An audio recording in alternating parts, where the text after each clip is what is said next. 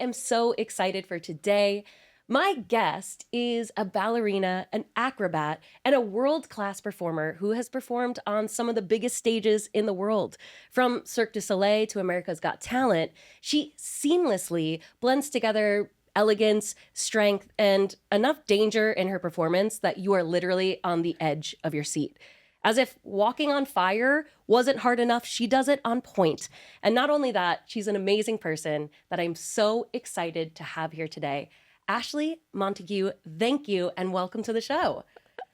Thank you so much, Kayla.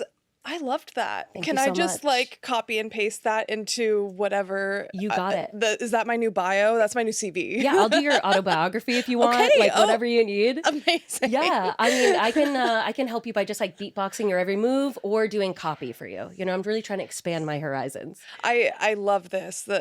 Add beatboxing to everything. Check mark for me. Yes. That's what we're here for. It is so cool. I love seeing your success because we probably met each other like a decade ago, or I don't even remember when, just through the New York City performing scene. We both worked at the Box. We both worked at the Ride. So we've seen each other throughout our journey in different places, and just seeing you now and what you can do in your success, it almost feels like when your baseball team wins, it's like, yeah, our hometown team is doing it, and it just fills me with so much joy.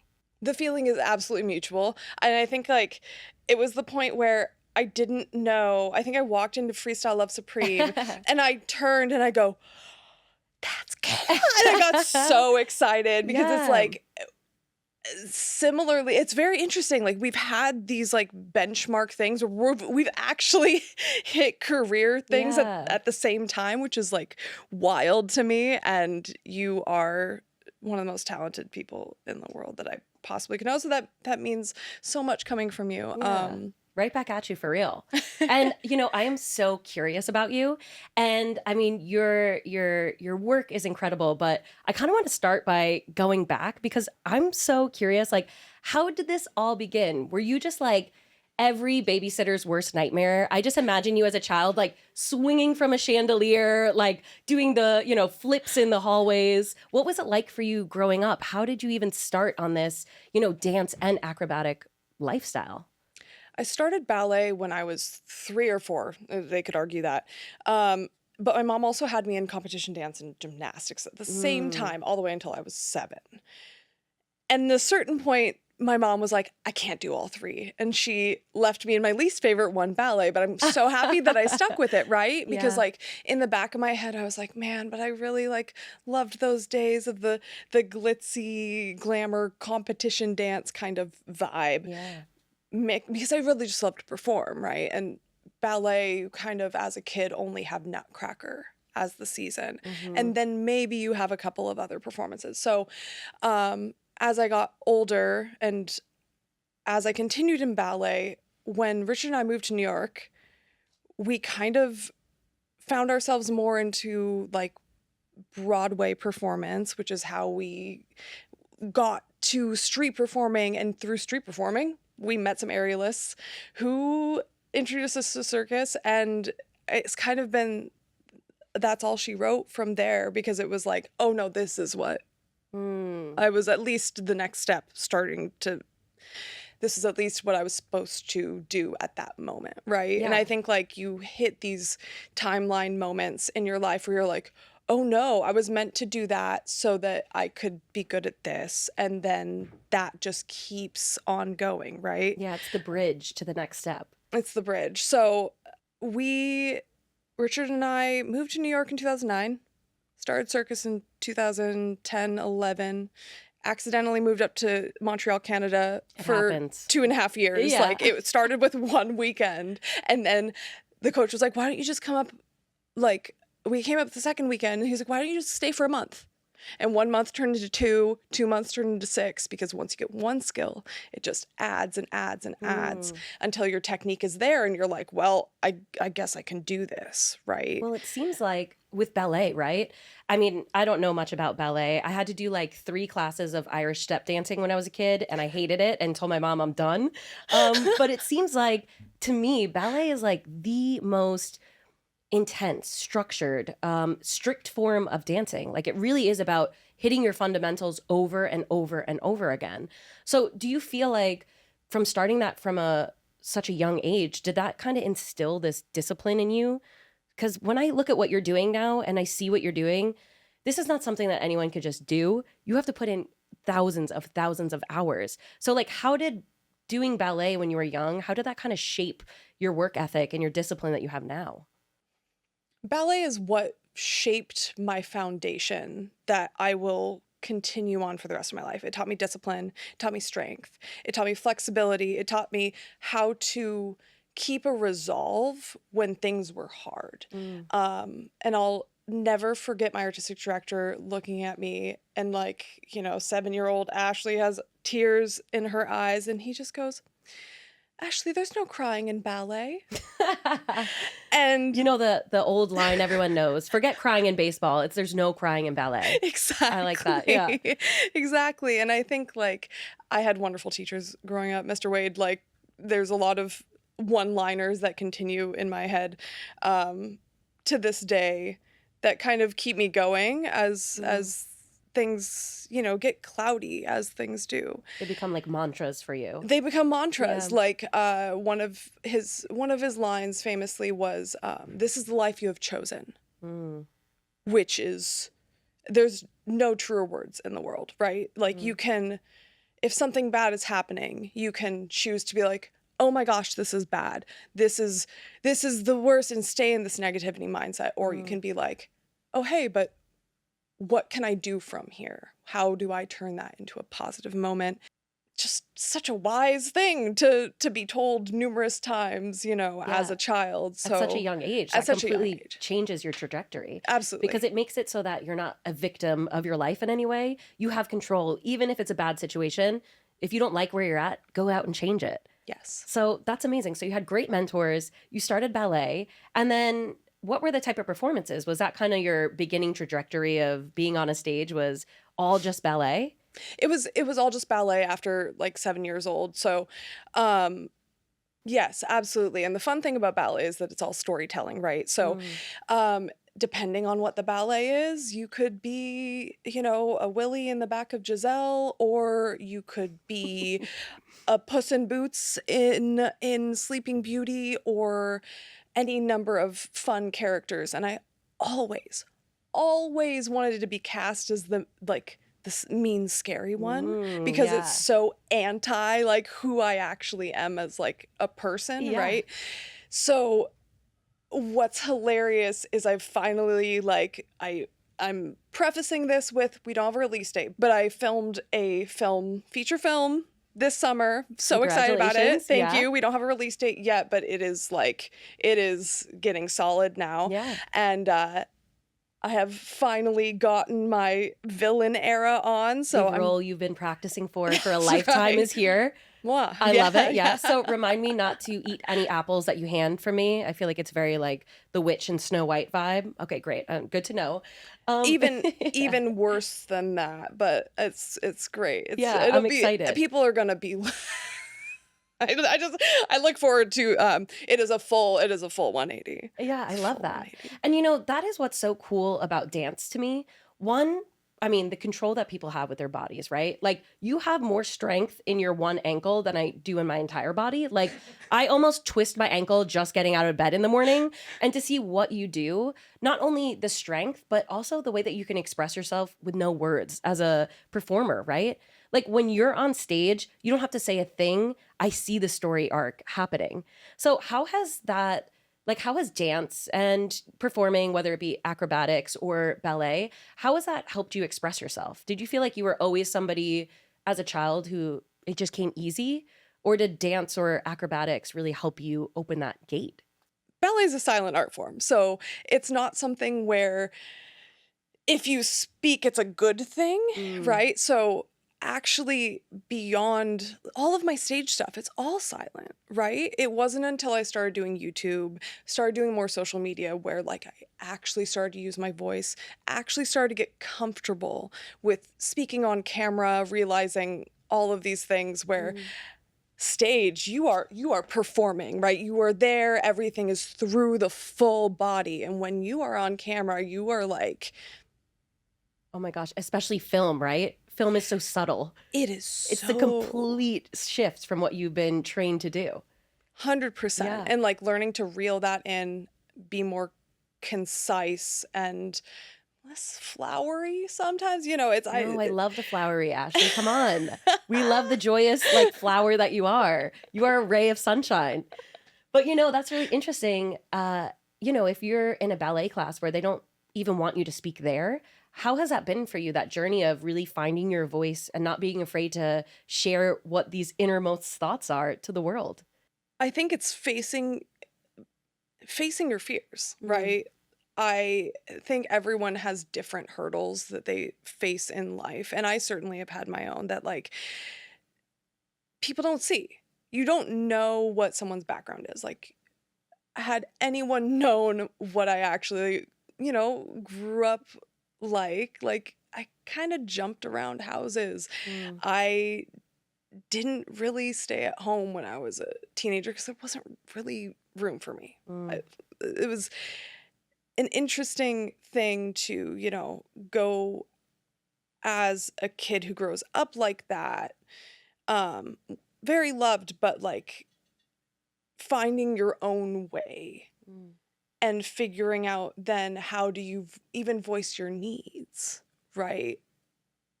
It's almost, it's a, learning how to speak for me was almost one of the hardest things I've done because that's been my last barrier where it's like I have to voice what my needs are and my desires are and my goals and my dreams. And if I don't do that, no one's going to hear me. Yeah.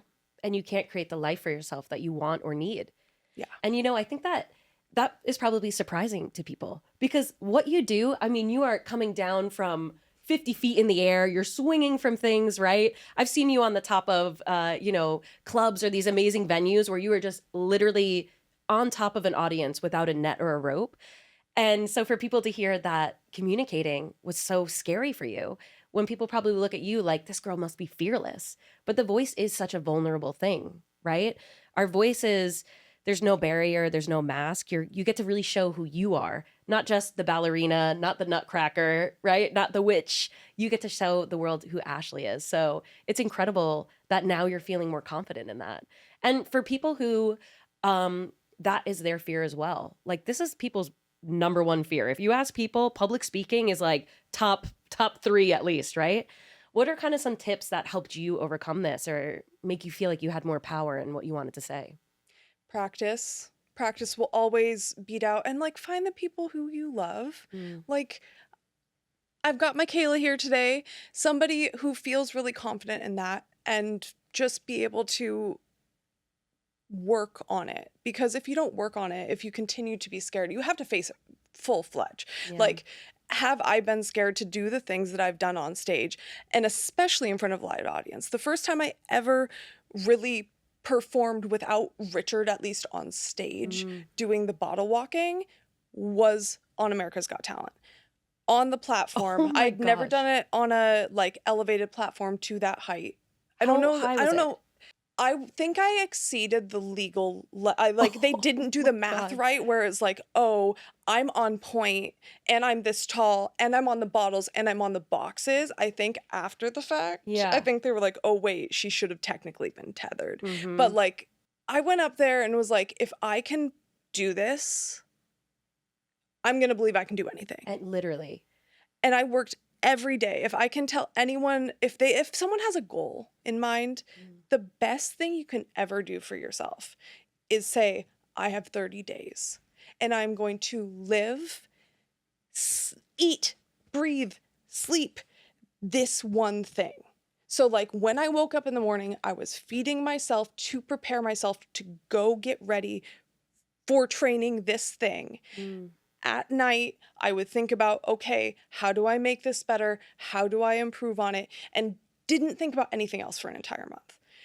And the amount of immense change and growth you can see in yourself if you're able to do that is crazy. And it's that Alice in Wonderland quote where it's like, Alice gives good advice, though she seldom takes it, whatever it actually is, right? I'm reminding myself, oh yeah, I need to go back and I need to do that because that was the most clear I have ever been in my entire life. And reaching those goals, reaching those points where it's like, okay, I have everything stacked against me, right? Going into the quarterfinals of America's Got Talent, the best thing ever for me at that time was the fact that the Olympics were going on. And so I would train or I would get ready and then I would go home and I would watch the Olympics and figure out, okay, this person got gold and this person got silver.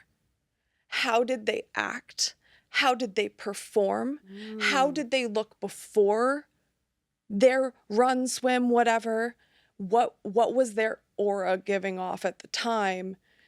And kind of broke it down person to person where it's like, yes, this person is super confident when they're like really going for it and just figure out, okay, when am I my best? Emulate that every day. And you'll fall off sometimes, but it's amazing what you can teach yourself about yourself. I mean, the level of commitment.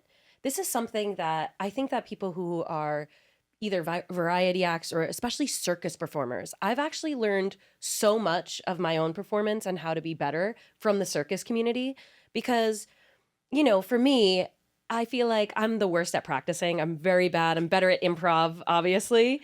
So I'm lucky I have the job that I have. But doing it is practice. That's the thing too. Sometimes you're like, when do you train? I'm like, when I rehearse, because like I'm actively doing it, right? And like that's the experiment time. That's where you're actually learning the most. Yeah.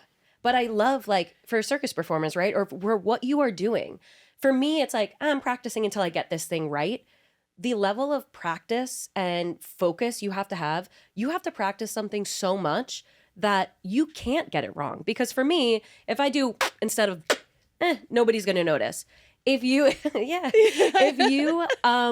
if you even mess up for a minute, this is not, oh, nobody noticed that I did the wrong sound or maybe I said the wrong name. You could die. You could hurt yourself. Like this is a different level of concentration. So, I mean, what you're doing is so high stakes. It's so high pressure, especially something like America's Got Talent, where there's an audience that is huge in front of you. You have cameras and lights. How do you set yourself up for success that you can stay calm even when you're scared, even when you're nervous? How do you handle that? I have come up with a system for how to handle my nervous system beforehand. So I kind of, without fail, will just give myself floor time, 15 minutes, and I run through the act in my head and I visualize it going really, really well as it can. And that visualization, if I can't see it in my head, I know I need to work on that more, right? Because like visually I should be able to see myself over the whole setup that I have. And this actually happened so well when I was in Germany. And on that show I got third. I wish I spoke more German because I think I could have. At least got second if you could say a few things. Second, right? That performance, I had made it up the day before. And they were like, Ashlee, what are you going to do? I was like, this is a whole new thing. Give me this. I want this to come at this time. You're going to see, I'm going to turn like this. I want a flame to go there. And I orchestrated it. And that rehearsal day, me actually doing the rehearsal that night, went so unbelievably bad. Like the rehearsal went so unbelievably bad. And in the back of my head, I was like, perfect. The show's going to go amazing tomorrow. Okay. Because I was like, there's no way I can like pull this on stage and have this go as terribly as it did. There was only up from there There type was of situation. only up from there. Yeah. So I like, and I think everyone saw that too, where everyone had the respect of like, oh no, rehearsal didn't go that well. Let's leave her alone. Like she doesn't need the, like I did all of my interview stuff and that sort of thing, which is hard. Like Yeah. it's the same thing as like a boxer where they're about to go into the ring and they just want to ask them questions. And you're just like, I need to You're like, think. I need to go over this routine in my Yes. head. Yeah. But that was where I like was really like, oh no, this is something I should do every time I perform. Mm. Every time I should have this moment of clarity where I can review, I can see it. And the funny thing is, I actually got this from a King of the Hill episode Hey, where I lessons can think, come anywhere. You know what I mean? yeah, I think it was like, if I recall correctly, it was King of the Hill from like the 90s or something. And the baseball coach, I think, was like, visualize the action, actualize the vision. And it's Boom. always stuck with me. Yeah.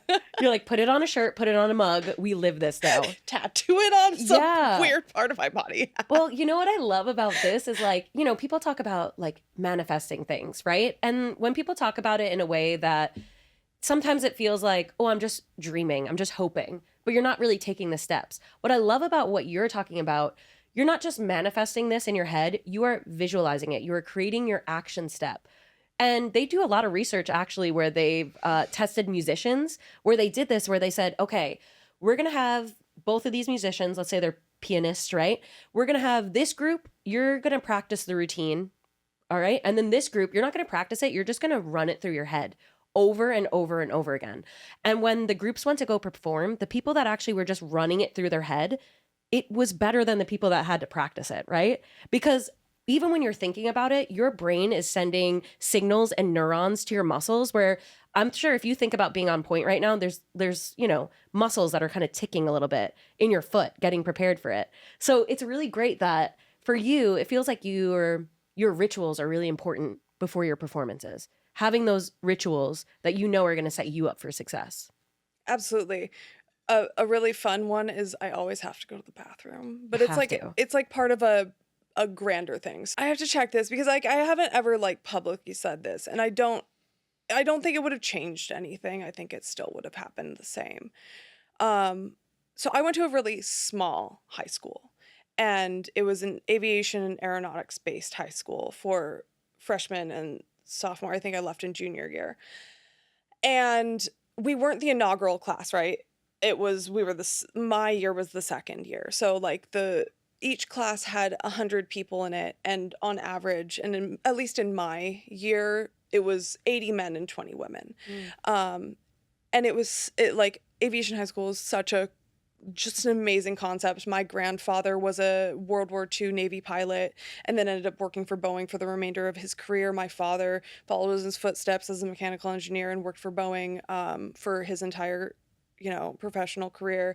And for me, I've always wanted to be a pilot. I've always wanted to fly. I think that's you just fly something through the air with what you do now. I do. Yeah. I do. And it just like has been something that it's been in my blood, right? So I joined this high school, and part of the program was getting to do private pilots. I was like doing ground school, doing private pilots lessons, and we all got it was like end of September or something, and they were like, okay, it's time for your first flight. And so they scheduled like everyone to go up with volunteer pilots, and it was just like such a wonderful, and I was How so old were excited. So this is freshman year of high Oh school. my gosh, yeah. And we go, and like we're waiting in line. It's like 2 by 2, and I'm kind of just like standing there. I'm like, I gotta go to the bathroom. I don't want to like fly all the way to Tacoma or wherever we were flying and then fly all the way back and get in the air and have to go to the bathroom. So I go, great. I come back. I got back in line. We went up, we went over, we came back. And when I landed, I started getting these text messages that were like, hey, have you seen Candy and Brittany? And I was like, no. And I'm in the back of my car, I'm driving home, and like people start like text messages like, no one can find them. Oh no. We think something happened. And turns out on the return flight, the pilot had a heart attack, and they all went down, Oh which my is goodness. a very, very hard thing for a small group of kids in the first year of their high school, right? Like To to process lose that. that's 2% of our entire, you know, um, super hard to process. And also, like, that was the It could have plane been I was, you. no, I like, that was where I was in line. Oh my gosh. So had I not gone to the bathroom, Wow. I wouldn't be sitting here on this beautiful blue couch talking to one of my favorite people in the world. Yeah. And like, it wasn't assigned, it wasn't anything, but like, I've always known, like, and I have a slight fear of like smaller planes, like Mm-hmm. because of that. Bigger planes fine, but like smaller planes, like feel like a little tin can, like. But I've always known that I'm gonna get my pilot's license for Canyon Brilliant. You know, that's That's just been beautiful. like a have to do it thing. Yeah. You feel So like in like something like that, right? In a moment like this where you're saying that could have been me, I might not be here today. It feels like in everything that you've done in your career, you've been taking big risks. You take the chance while other people sit and dream about performing, being a ballerina, going on big TV shows. You are doing it.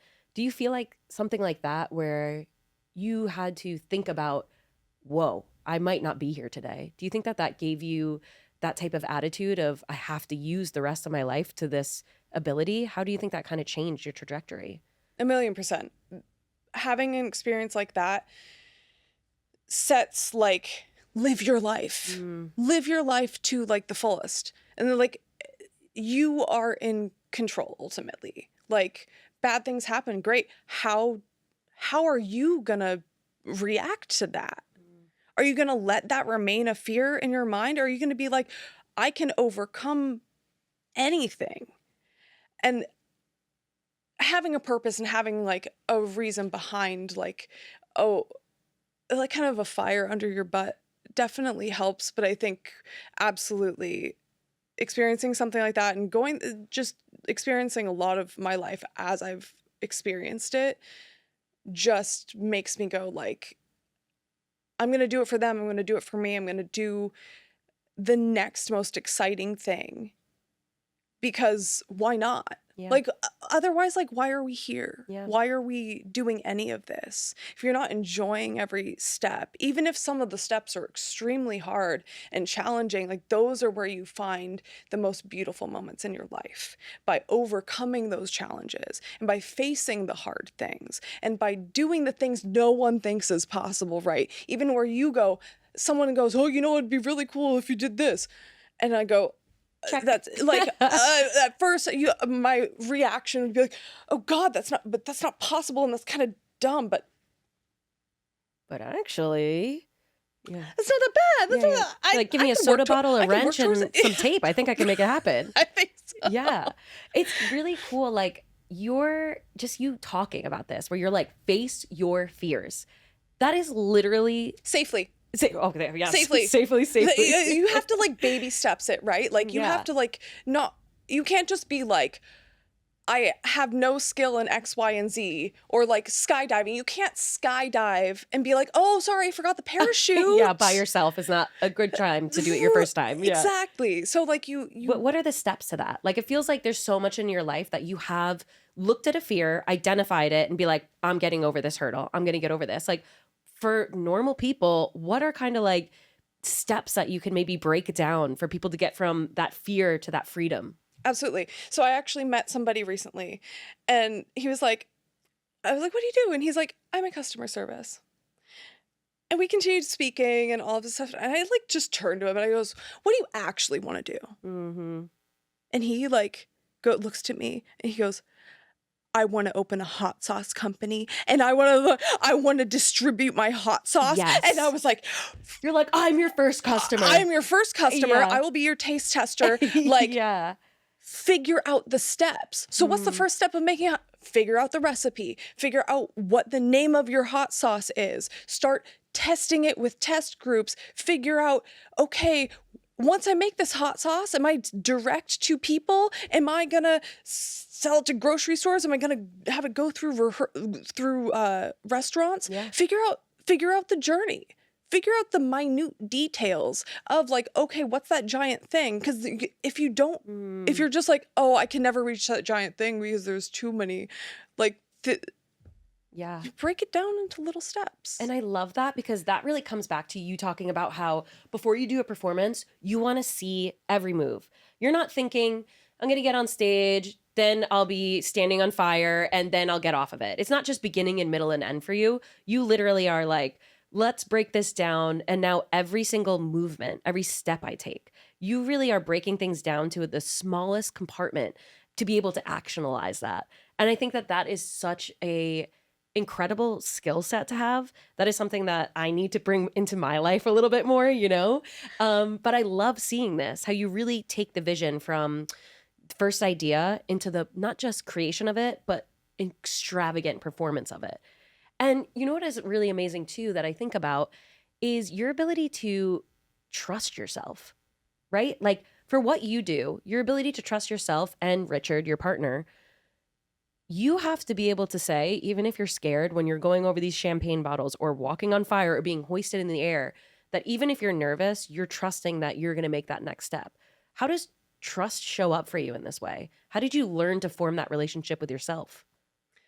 Learning to trust yourself, trusting in another is almost easier Mm. sometimes, right? You're like, okay, we've trained together and we've created these insane abilities together. And when you put literally your life in another person's hands, it creates this bond where like you are not only sensing yourself, but you can sense the other person and you can Mm. sense when, hey, I'm having a bad day, they kind of make up for it versus in the other way around. Like, oh, someone else is having a bad, I'm gonna do even more to try to make sure that this still, it's just like knowing you have each other's backs. And it's also such an interesting thing being a husband and wife team where like your partner in work is also your partner at home, and then how do you differentiate that, Yeah. right, from like, oh hey, something didn't go super well at work, how do we not bring it home? But I think again that's trust, it's trust and communication. So if you kind of think about that and how that is with yourself, are you talking to yourself? Are you saying, Mm. okay, like I have this feeling that keeps coming up where I keep saying to myself, oh man, like I'm just not that good at that. I'm not, that's not my forte, or I can't do that. And are you actually facing yourself and being like, yeah, but why can't you do that? Have you Mm. actually tried? And we spoke a little bit before about like hope and like trying. And at a certain point, those become really divisive words that you don't really want in your vocabulary Oh, like I hope because that this happens. I'm trying yes, to become I'm a trying, yeah. right? It keeps saying, well, you aren't doing it. Hmm. Show me. So you have to show yourself. You have to show yourself that you can do this, and you can only do that by showing yourself through incremental progress. Yeah. And sometimes it's just like, oh, you try it once and like, hey, I can actually do this, and I just didn't give it the effort, right? I Yeah. didn't give it the chance. Other times it takes that slow progress, and that's where you build trust with yourself. Hmm. And you aren't going to magically gain trust with yourself by just believing that's going to happen. You have to work with yourself and have that private time with yourself where you sit down and you really like analyze. And me being a famous overthinker over here, obviously I have World class thought world overthinker. Yeah, class yeah. overthinker. I mean, especially even when it comes to acts where it's like, okay, well, if this happens here, then I have this, I can do this instead. You know, it's finding the improv Hmm. within the magic if things do go a fail, right? Um, again, conversing with yourself, because at the end of the day, like if you don't feel like you can have those honest conversations with yourself, you have to think about how many inauthentic moments you're Mm. having externally. With other people. I love the way that you just phrased that. really thinking about a conversation you have with yourself as talking to your best friend, a parent, a partner. Are you really saying the things that need to get said? And are you actually sitting with yourself, having that back and forth conversation? And this idea of taking out the hoping, taking out the trying, I think is so important. Early in my career, my friend got me into meditation, which at first when I was doing it, I was doing breathing exercises for beatboxing, right? I was like, meditation, I don't know about that, but I'm expanding my lungs. This will be great before a show. It kind of became my pre-show ritual. But the more I did it, the more focused I became, the more grounding.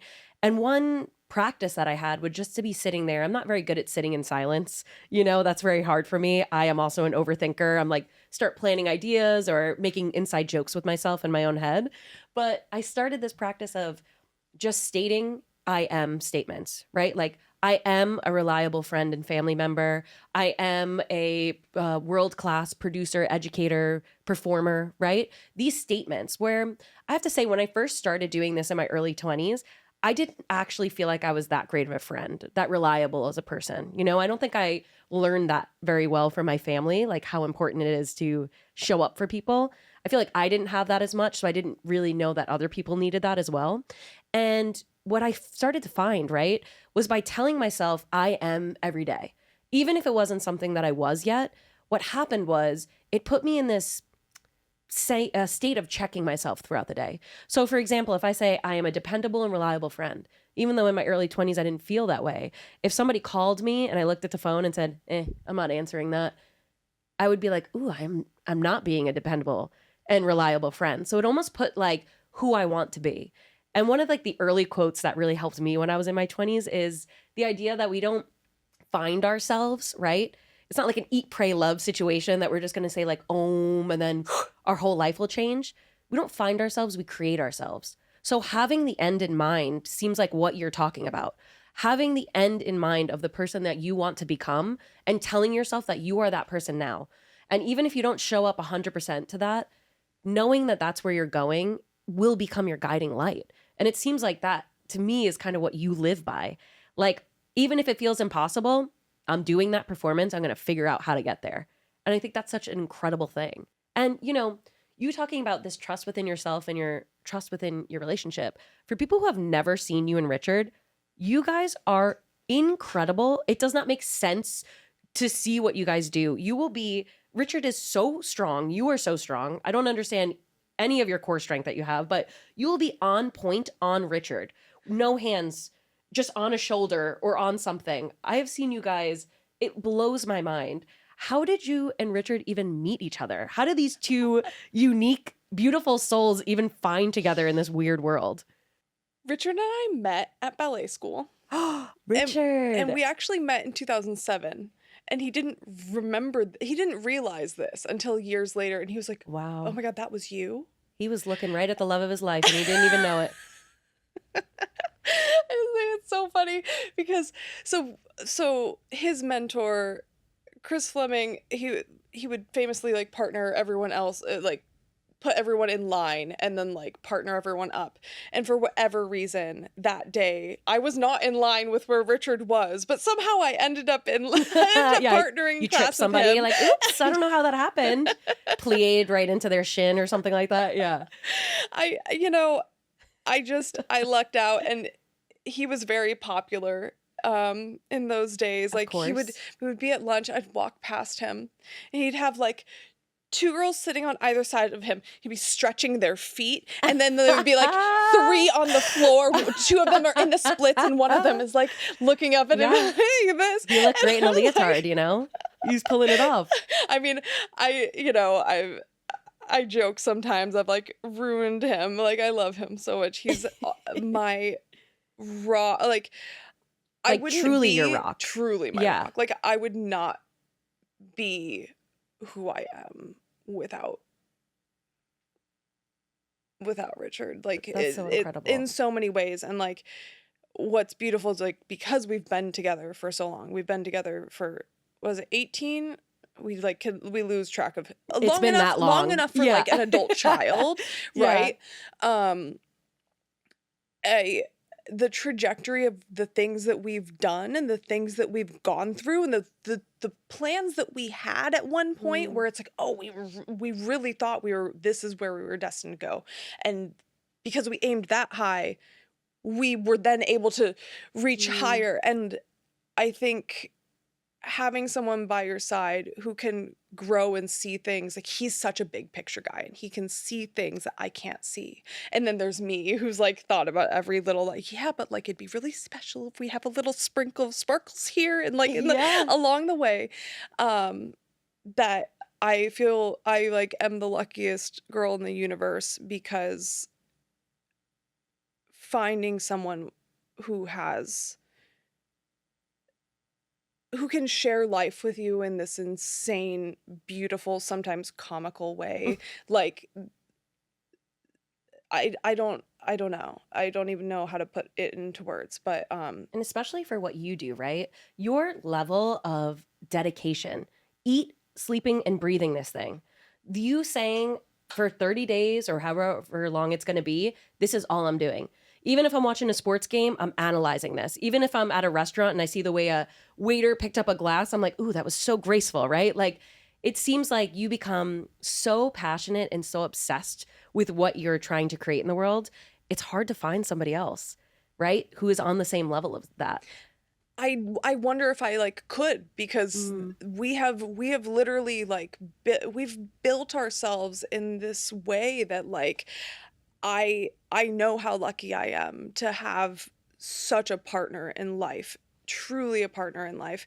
And the things that we've accomplished are like really amazing. Like no one kind of knows even the trajectory of things that we've done, but like it's been such an insane journey, and the things that we have planned next mm. are so insane. Like, and that I would have probably not come to these conclusions had it not for been for him. So he's a lot of like my back end brain, where like he sees my dreams better than I see them myself, which is Mhm. really weird.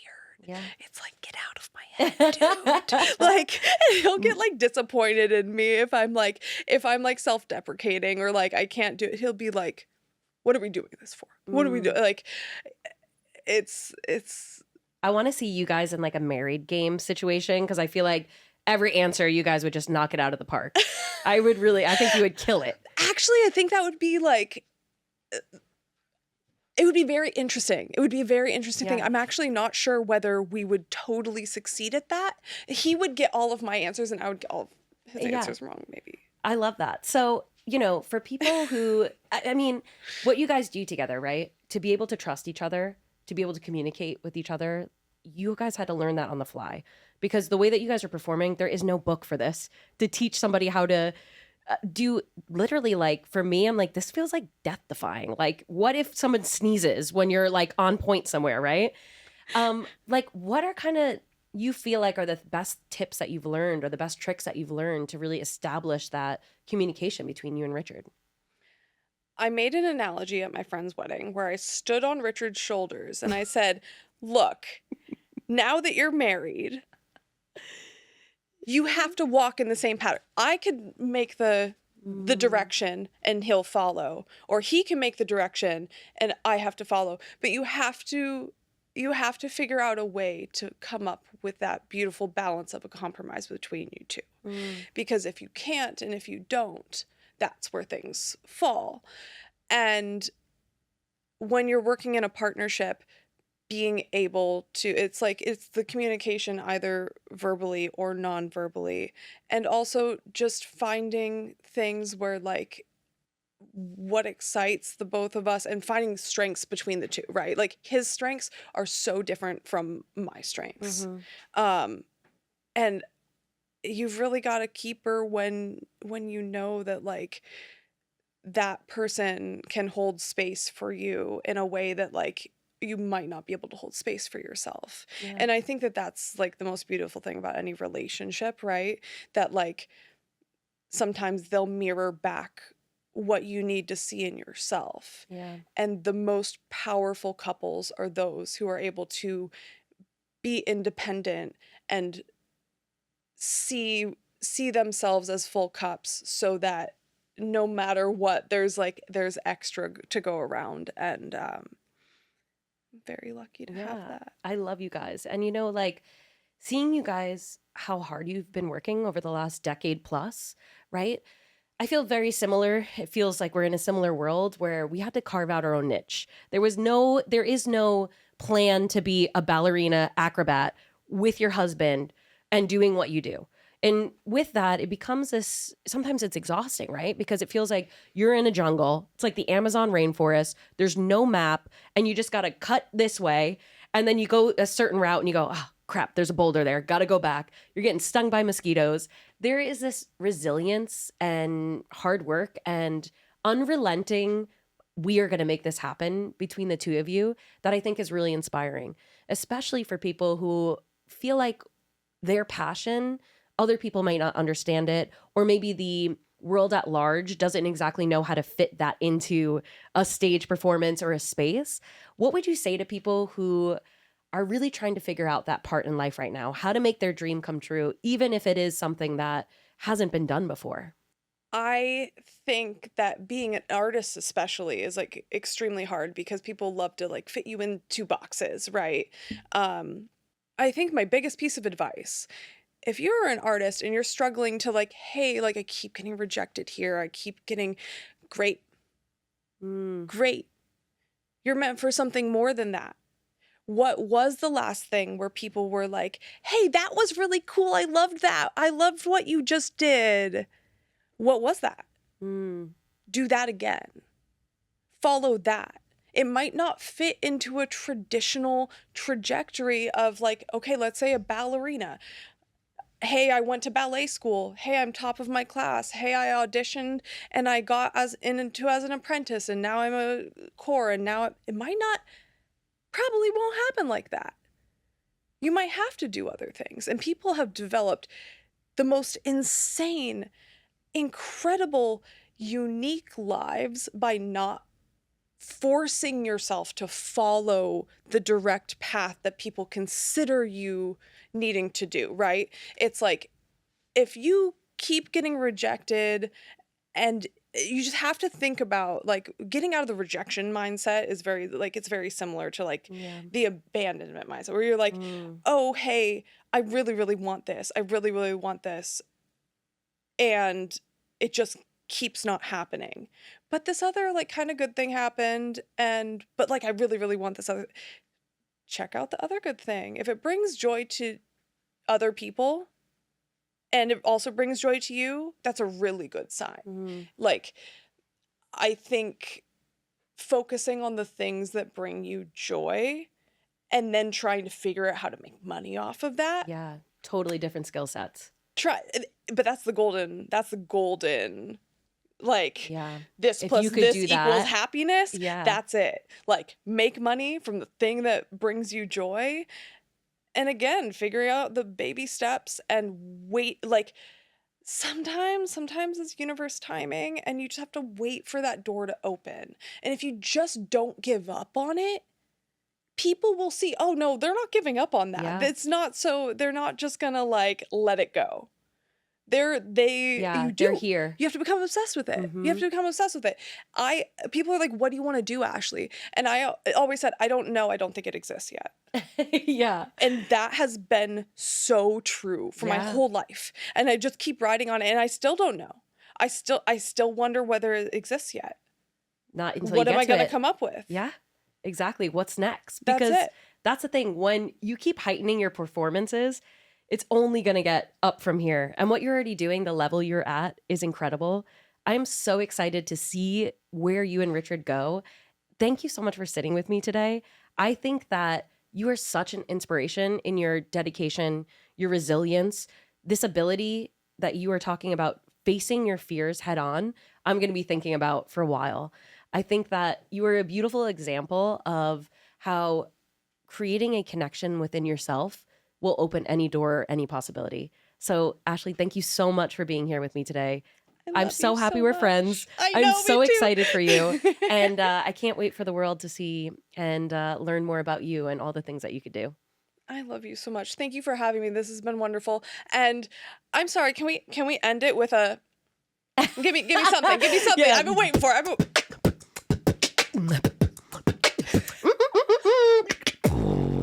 Hey. Thank you, I my love friend. you You're the so best. much. Get over here. Oh my gosh. You're